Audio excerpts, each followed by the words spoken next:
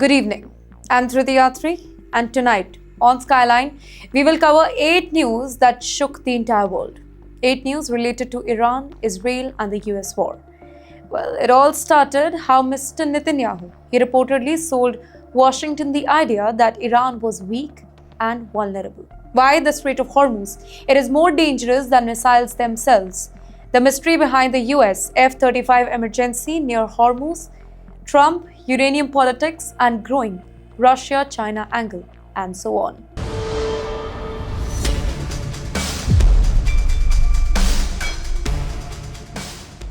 Tonight, this is no longer just about Iran and Israel. Tonight, it is about the entire world. Now, to understand where this crisis is heading, we first need to understand how it all began. Ladies and gentlemen, according to reports, weeks before the joint strike, intense discussions were taking place inside White House Situation Room.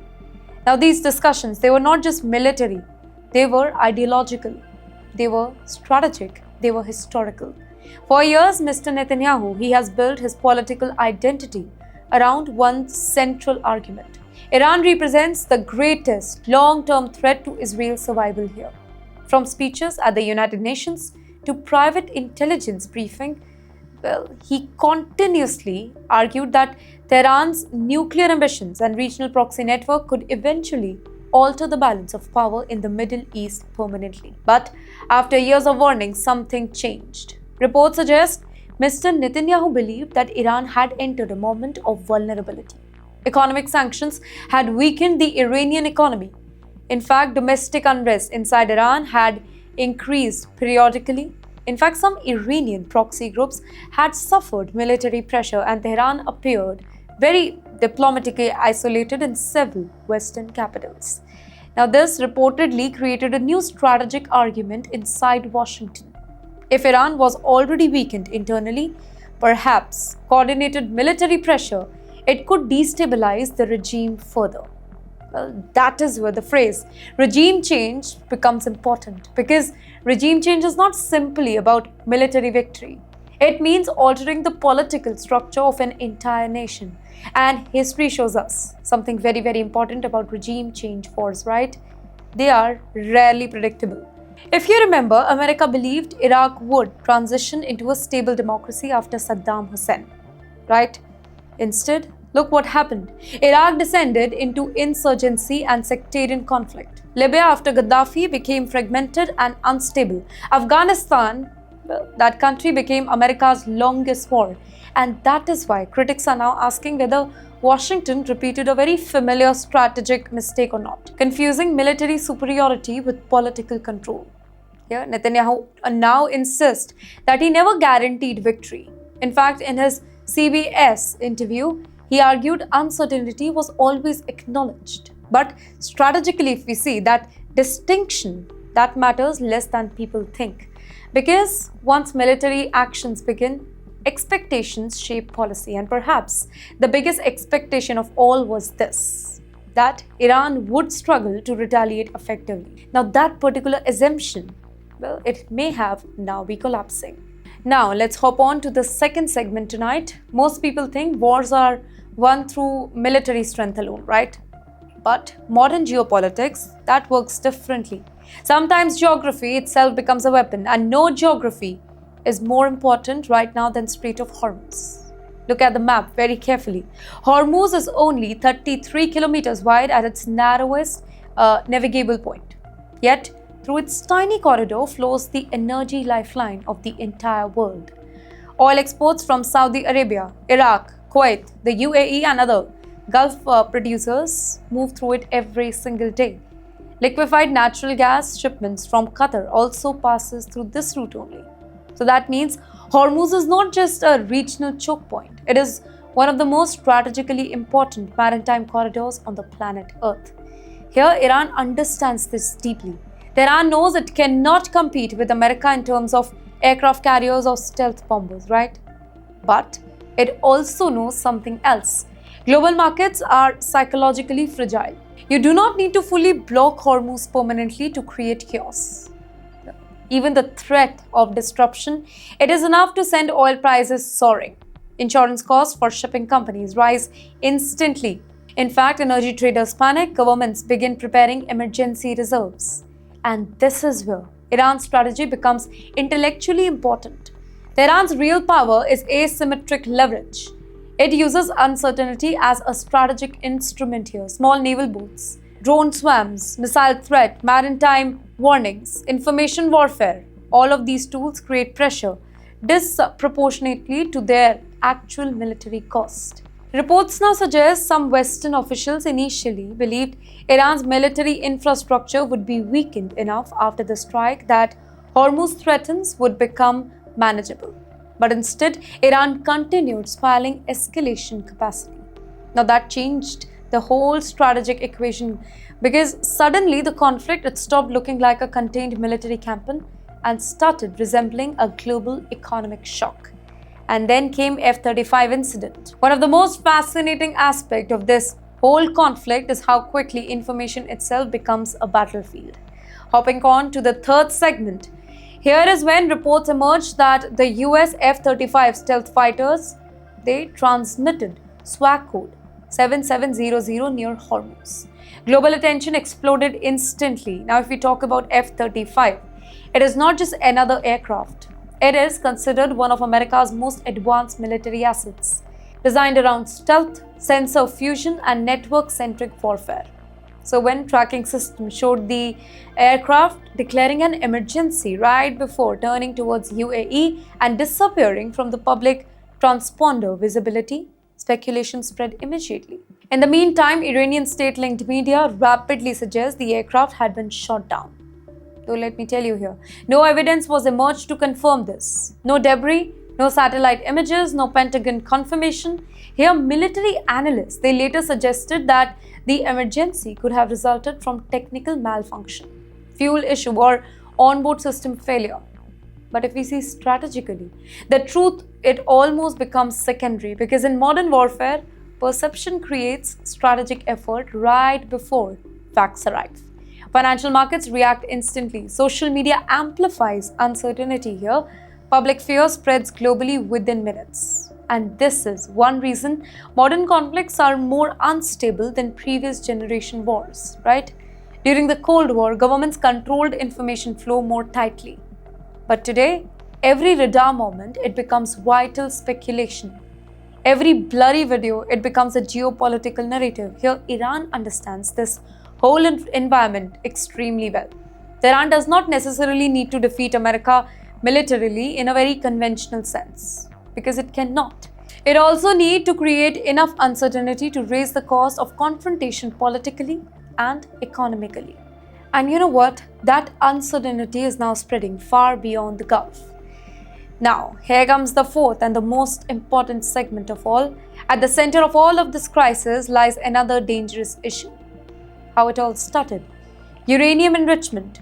Mr. Donald Trump's recent statement about securing Iran's enriched uranium, it reveals that this war is not only about shipping lanes or regional influence. It is fundamentally about nuclear leverage here. Iran insists its nuclear program is defensive and sovereign. Here, Western powers remain deeply suspicious of Tehran's enrichment capacity. The fear is not simply about current weapon production, it is about breakout capacity. The theoretical ability to rapidly move towards weaponization if political decisions change. And this is why enriched uranium matters so much strategically. It represents latent power. The closer a nation gets to weapons-grade enrichment capability, well, the more geopolitical influence it gains even without openly building a bomb. Ladies and gentlemen, and now Russia enters the whole equation. Their president, Vladimir Putin, he is offering mediation that is simply not diplomacy. It cannot be. It reflects Moscow's larger objective of positioning itself as a balancing force against American influence. China's silent observation also matters enormously here because Beijing, it relies heavily on the Gulf energy imports. So this means the Iran conflict, it is now overlapping with broader and greater power competition. America wants to preserve deterrence credibility. Russia wants to weaken Western strategic dominance. China wants stability without empowering Washington too much. Europe fears another inflation shock, and India fears energy disruption. In other words, Hormuz is becoming a pressure point for the entire international system. And while governments debate uranium and sanctions here, ordinary citizens, it's them who are already feeling the consequences economically. Now, in our fifth segment, let's talk about one of the greatest misunderstandings about war is that people think economic damage arrives slowly. In reality, markets react almost immediately to uncertainty, right? Since the escalation around Hormuz intensified, energy markets have become extremely volatile. Oil traders now price not only actual supply disruption but also future risk expectations. So that means even rumors, it can move prices dramatically, right? And this is why gasoline prices in parts of the United States surged sharply. Now in California, some region approached nearly $6 per gallon. In the meantime, European energy planners began reviewing the emergency preparedness. Asian economies dependent on imported fuels started monitoring shipping insurance costs very closely. Now, the economics here are extremely important. Oil affects almost every layer of modern life, right? Transport cost rise, airline ticket become more expensive, food delivery cost increase, manufacturing becomes costlier, inflation that is out of hand. And this is why Washington reportedly considered a federal gas tax holiday. Politically, fuel prices matter enormously in America because they affect public psychology directly. High fuel prices create visible economic anxiety, but critics, they correctly pointed out that tax holidays cannot resolve structural geopolitics instability, right? If Hormuz that remains vulnerable, markets remain nervous regardless of temporary domestic tax adjustment here. And that is what makes the Hormuz so powerful. Well, it transforms the regional conflict into a global economic, maybe shockwave. And while markets struggle with oil fears, the battlefield itself was evolving technologically.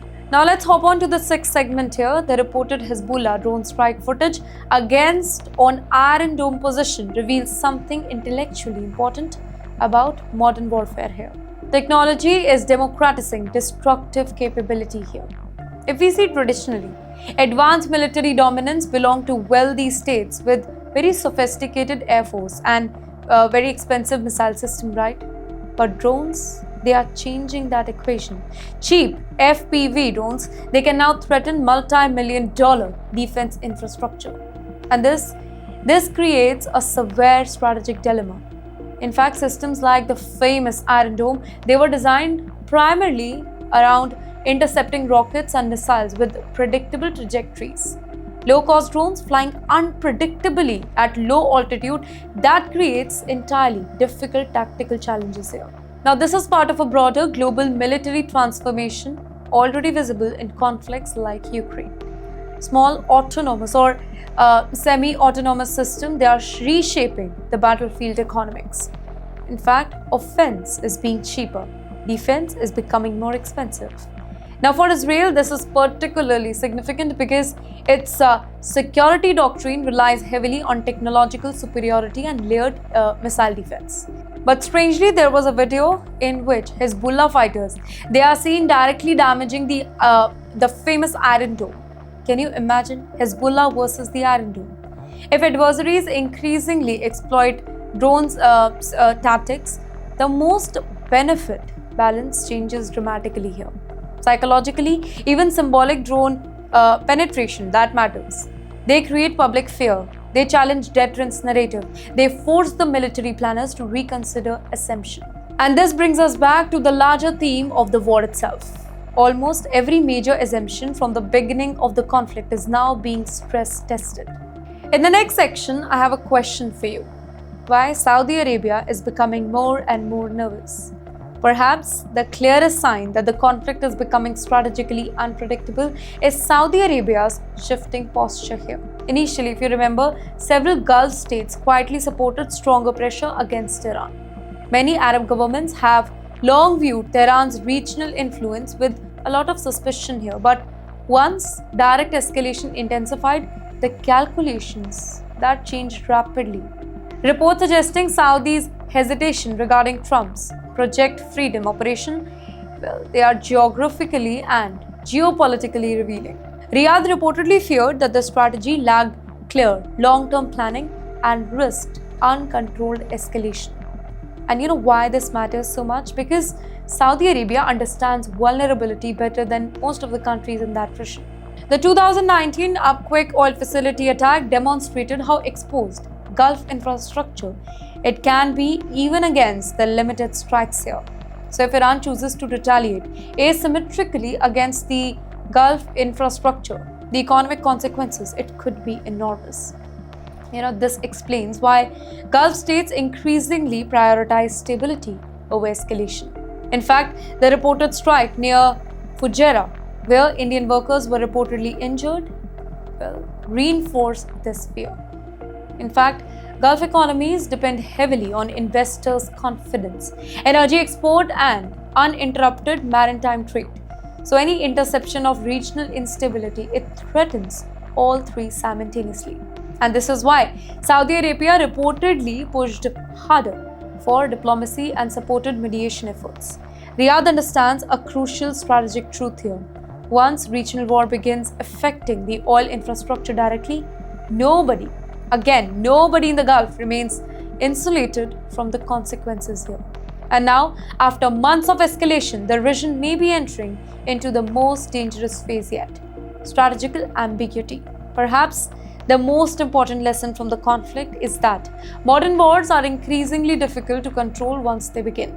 In fact, military planners can calculate strike ranges, fuel capacity, and missile inventories here, but they cannot fully predict political psychology or market reaction or escalation dynamics here. And this is why Mr. Netanyahu's statement matters so deeply.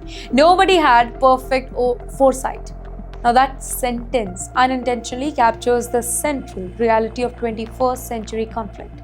Strategic systems today are deeply interconnected. Oil markets, cyber system, in fact, financial network, military alliances, and information ecosystem all react simultaneously during crisis. And this creates what political scientists call escalation complexity. Small incidents can trigger large consequences because multiple systems becomes linked all together. One drone strike affects oil prices. Oil prices affect inflation. Inflation affects election. Election affects alliances, and alliances affect military deployment. And suddenly, a regional conflict begins reshaping the global politics here. And this is why what may now be happening around Hormuz, the war that was initially framed as contained operation, is evolving into something much broader. A test of economic resilience, deterrence credibility, and global strategic balance. And perhaps the most unsettling part is this: every major actor now appears more cautious, but none fully willing to step back either. America wants deterrence, Iran wants leverage, Israel wants security guarantee, Gulf states want stability, and Russia wants influence, along with China. So these goals overlap in some places and collide violently in others. So tonight, the world is watching the Strait of Hormuz not simply as military flashpoint here, but as a symbol of a deeper global transition. A world where economic vulnerability, technological disruption, and geopolitical rivalry, they all are becoming impossible to separate here.